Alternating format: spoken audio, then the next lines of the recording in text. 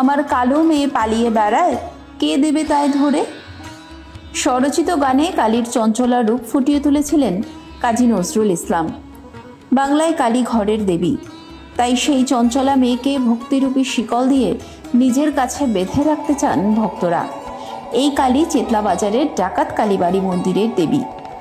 তবে স্থানীয়রা বলেন, দেবী বড়ই চঞ্চলা, দেবী নাকি চলাফেরা করেন, তাই তাকে বেঁধে রাখতে হয় মোটা লোহার শিকলে।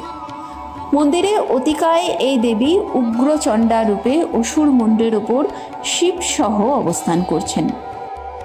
আর ডাকাত কালী তখন এই দেবীর সঙ্গেও জড়িয়েছে বাংলার দুই ডাকাতের নাম।